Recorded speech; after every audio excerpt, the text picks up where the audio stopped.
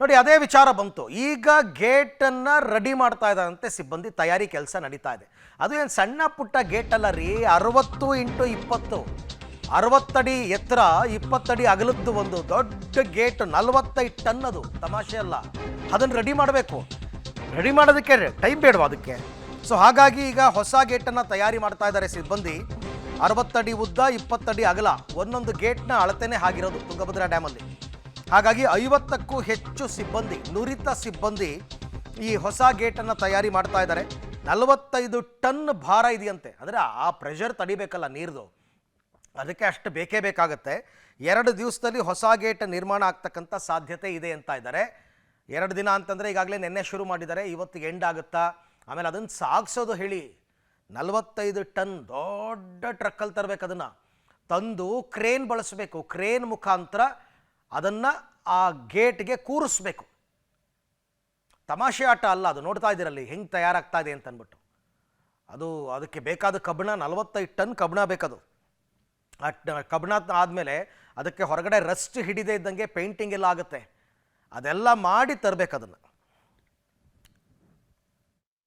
ತುಂಗಭದ್ರಾ ಜಲಾಶಯದ 19ನೇ ಗೇಟ್ ಈಗಾಗಲೇ ಕಳಚಿ ಬಿದ್ದು ಈಗಾಗಲೇ ಸಾಕಷ್ಟು ಸಮಸ್ಯೆ ಆಗ್ತಾ ಇದೆ. ಈಗ ಆ ಕಾರಣಕ್ಕಾಗಿ ಅಧಿಕಾರಿಗಳು ತಂಡ ಭೇಟಿ ನೀಡಿ ಆ ತುಂಗಭದ್ರಾ ಜಲಾಶಯದ 19ನೇ ಗೇಟ್ ಮಾದರಿಯಲ್ಲಿ ಮತ್ತೊಂದು ಹೊಸ ಗೇಟನ್ನು ತಯಾರು ಮಾಡ್ತಾರೆ.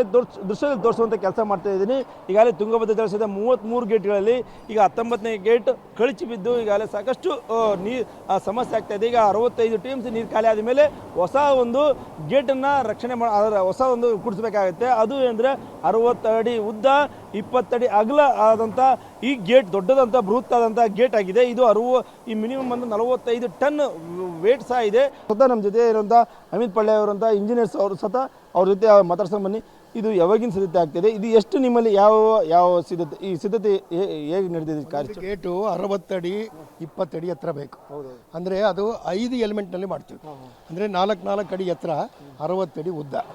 ಈ ವರ್ಕ್ಶಾಪ್ನಲ್ಲಿ 60 ಅಡಿ ಉದ್ದ, 4 ಅಡಿ 2 ಪೀಸ್ ಮಾಡ್ತೀವಿ. ಬೇರೆಯವರು ಇನ್ನು 3 ಪೀಸ್ ಮಾಡ್ತಾರೆ.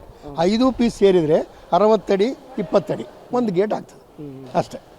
ಎಷ್ಟು ಮಂದಿ ಸಿಬ್ಬಂದಿ? ಇಲ್ಲಿ 50 ಜನ ಇದ್ದಾರೆ. 50 ಜನ ಕೆಲಸ ಮಾಡ್ತಿದ್ರು. ಎಲ್ಲರೂ ಇದೇ ಕೆಲಸ ಮಾಡ್ತಾ ಇದ್ದಾರೆ, ಬೇರೆ ಯಾವ ಕೆಲಸನೂ ಮಾಡ್ತಾ ಇಲ್ಲ. ಇದರಲ್ಲಿ ಮಾಡ್ಬೇಕಂದ್ರೆ ಸಾಕಷ್ಟು ಕೆಲಸ ಇದೆ. ವೆಲ್ಡಿಂಗ್ ಇದೆ, ಅದನ್ನು ವೆಲ್ಡ್ ಮಾಡಬೇಕು, ನಂತರ ರಿಪ್ಸ್ ಇಡಬೇಕು, ಎಲ್ಲ ಕೆಲಸ ಮಾಡಿ ರಾತ್ರಿ ಹಗಲು ಅದಕ್ಕೆ 3 ಶಿಫ್ಟ್ನಲ್ಲಿ ಕೆಲಸ ಮಾಡ್ತಾ ಇದ್ದಾರೆ.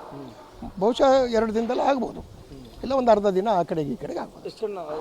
ಇದು ಎಷ್ಟು ಟನ್ ಆಗುತ್ತೆ? ಒಂದು ವೇಟ್ ಎಷ್ಟಾಗುತ್ತೆ? ಒಂದು ಈಗ 4 ಅಡಿ 4 ಅಡಿ ವೇಟ್ 15 ಟನ್ ಏನಾಗುತ್ತೆ ಅಂತ ಕಾಣುತ್ತೆ. 15 ಅಂದರೆ 5 ಅಂದರೆ 15 60 ಟನ್ ಆಗುತ್ತೆ. ಅಂದರೆ ಕೆಲಸ ಬೇಗ ಆಗುತ್ತಂದ್ರೆ ಬೇಗ ಮಾಡೋದು ಮಾಡ್ತಾರಲ್ಲ. ಇವಾಗ 5 ಎಲಿಮೆಂಟ್ನಲ್ಲಿ ಇಲ್ಲಿ 2 ಎಲಿಮೆಂಟ್ ಮಾಡ್ತಾ ಇದೀವಿ ನಾವು, ಉಳಿದು 3 ಎಲಿಮೆಂಟ್ ಬೇರೆಯವ್ರು ಮಾಡ್ತಾ ಇದ್ದಾರಲ್ಲ. ಹಂಗಾಗಿ ಆದಷ್ಟು ಜಲ್ದಿ ಮಾಡ್ತಾರೆ. ಮೆಟೀರಿಯಲ್ ತಂದುಕೊಟ್ಟಿದ್ದಾರೆ. ಮೆಟೀರಿಯಲ್ ಬಂದಿದೆ. ಮೆಟೀರಿಯಲ್ ಎಲ್ಲ ಇವ್ರ ಹತ್ರ ಸ್ಟಾಕ್ ಇತ್ತು, ಇಲ್ಲಿಂದ ಹೊರಗಡೆಯಿಂದ ತಂದಿದ್ದಾರೆ. ಮೆಟೀರಿಯಲ್ ಇದೆ. ಏನು ಸಮಸ್ಯೆ ಇಲ್ಲ, ಮೆಟೀರಿಯಲ್ ಸಮಸ್ಯೆ ಇಲ್ಲ. ಕೆಲಸ ನಡೀತಾ ಇದೆ, ಕೆಲಸ ಆಗಬೇಕಷ್ಟೇ, ಇನ್ನೇನಿಲ್ಲ. ಅದು ಮಾಡ್ತಾ ಇದ್ದಾರೆ. Okay, thank you. ಇದೇ ಅಂದರೆ ಅಮಿತ್ ಅವರ ಇಂಜಿನಿಯರ್ಸ್ನಲ್ಲಿ ಕೆಲಸ ಮಾಡ್ತಿರುವಂಥ ಸಿಬ್ಬಂದಿ ಅವರ ಮಾತಾಗಿದೆ. 2 ದಿನದೊಳಗೆ ನಮ್ಮ 2 ಅಂದರೆ 60 ಅಡಿ ಉದ್ದ, ಅಂದರೆ 4 ಅಡಿ ಅಗಲ ಮಾತ್ರ ನಮ್ಮಲ್ಲಿ ನಡೀತಾ ಇದೆ, ಸಿದ್ಧತೆ ನಡೀತಾ ಇದೆ. 2 ಮಾತ್ರ ಪೀಸ್ ಮಾಡ್ತೀವಿ. ಇನ್ನೂ 3 ಪೀಸ್ ಅಂದರೆ 2 ನಾರಾಯಣ ಇಂಜಿನಿಯರ್ಸ್ ವಿಜಯನಗರದಲ್ಲಿ ಮತ್ತು 1 ಪೀಸ್ ವಿಜಯನಗರದಲ್ಲಿ ರೆಡಿ ಆಗ್ತಾ ಇದೆ.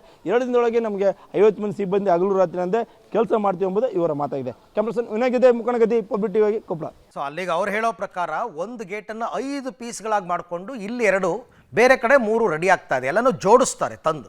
ಆ ಜೋಡಿಸಿದಾಗ ಅದು 60 ಅಡಿ ಎತ್ತರಕ್ಕೆ ಬರುತ್ತೆ ಅಂತ ಅವ್ರು ಹೇಳ್ತಾ ಇರೋದು.